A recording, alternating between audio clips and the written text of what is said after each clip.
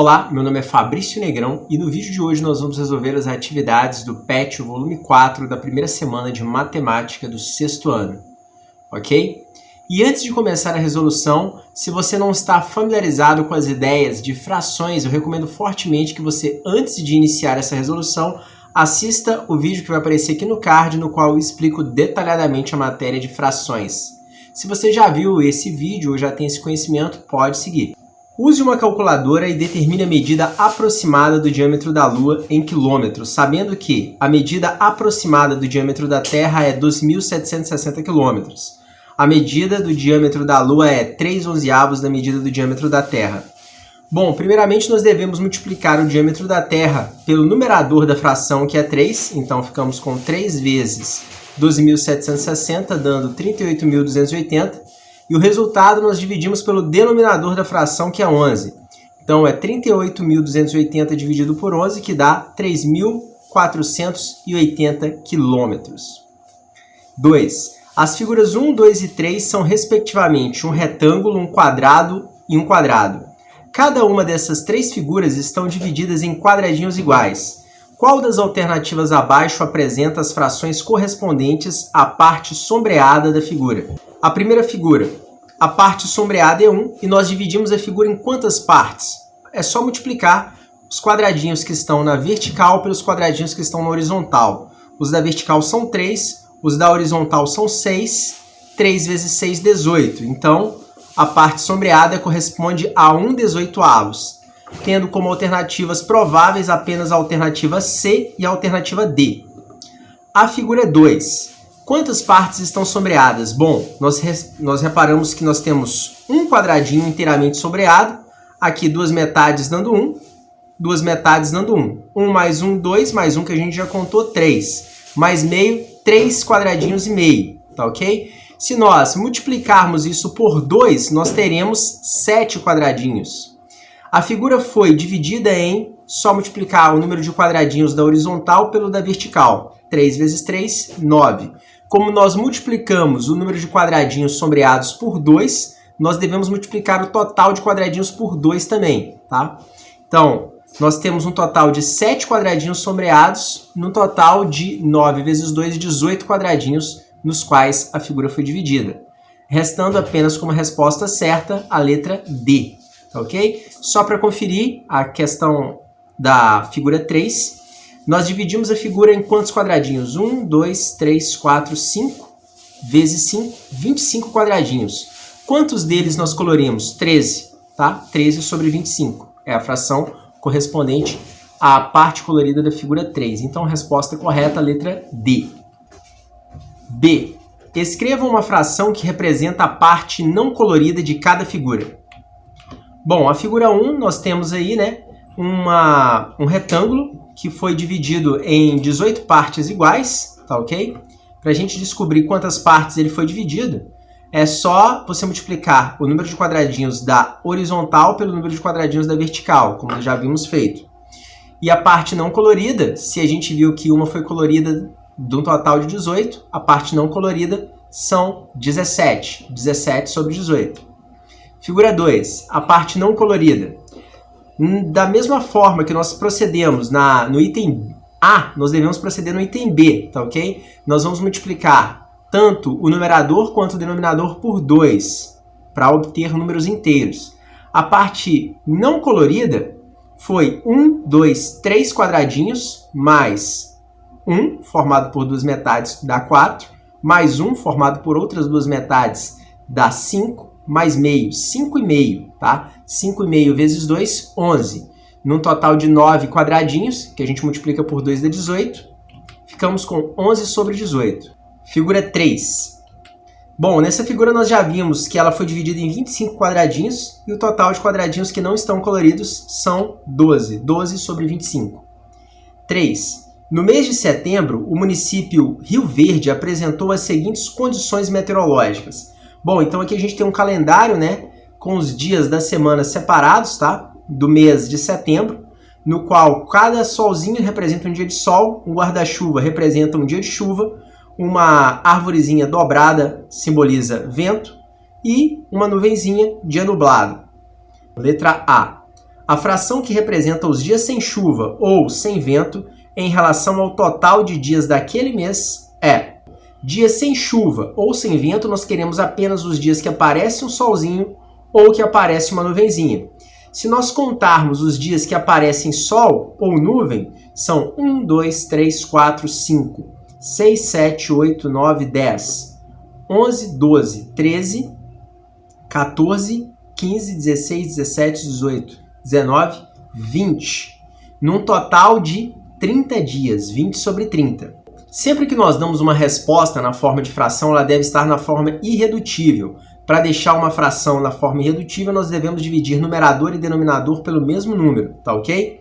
No caso, vamos dividir por 10. 20 por 10, 2. 30 por 10, 3. 2 terços. Resposta, letra D. B. Qual fração representa os dias ensolarados em relação ao total de dias daquele mês? Bom, agora é só contar quantos solzinhos nós temos, né? Nós temos 1, 2, 3, 4, 5, 6, 7, 8, 9 solzinhos, num total de 30 dias. Então, 9 sobre 30. Lembrando que nós devemos dar a resposta na forma de uma fração irredutível. Dividimos numerador e denominador por 3. 9 por 3 dá 3. 30 por 3 dá 10. Resposta, 3 décimos. Letra C. Escreva frações que representam as quantidades de dias do mês de setembro para cada um dos 4 tipos de condições meteorológicas em relação ao total de dias desse mês. Bom, então ele quer que nós representemos em forma de fração, tá? Os dias de sol, os dias de chuva, os dias de vento e os dias nublados em relação ao total de dias do mês. Nós já vimos da atividade passada que os dias de sol correspondem a 3 décimos. Os dias de chuva, se a gente contar quantos guarda-chuvinhas nós temos 7 no total de 30 dias, 7 sobre 30. Dias de vento, é só contar quantas arvorezinhas dobradas ao vento nós temos, que são 3 sobre 30. Lembrando que a resposta deve ser apresentada na forma de uma fração irredutível. Logo, devemos dividir numerador e denominador pelo mesmo número, no caso por 3. 3 dividido por 3 é 1. 30 dividido por 3, 10. 1 décimo. Dias nublados, só contar quantas nuvenzinhas nós temos. Nós temos 11 nuvenzinhas no total de 30 dias. 11 sobre 30. D. Compare a fração que representa a quantidade de dias nublados com a que representa a quantidade de dias com sol, em relação ao total de dias desse mês. Qual é maior? Como você chegou a essa conclusão? Bom, para que nós possamos comparar duas frações, nós devemos comparar frações que tenham o mesmo denominador. Os dias de sol, 9 dias no total de 30. Os dias nublados, 11 dias no total de 30. Bom, como as frações apresentam o mesmo denominador, basta comparar os numeradores. Como 11 é maior que 9, nós temos que a quantidade de dias nublados em relação ao total de dias do mês é maior que a quantidade de dias de sol em relação ao total de dias do mês. Como que nós chegamos a essa conclusão? Comparando o numerador das frações com o denominador comum. 4. Observe os segmentos de reta AB, CD, EF, GH e as relações de destaque. Bom, aqui ele nos fala que AB é igual a 1/3 de CD, ou seja, nós pegamos o CD e dividimos em 3 partes. Cada uma dessas partes tem medida AB. CD é 3/5 de GH, nós pegamos o GH, dividimos em 5 partes, tá ok? 3 dessas partes formam o CD. O GH é 5/4 de EF. O que significa isso? Nós pegamos o EF, dividimos em 4 partes, e se nós pegarmos 5 dessas 4 partes, nós temos o GH. Complete as sentenças adequadamente, tornando-as verdadeiras.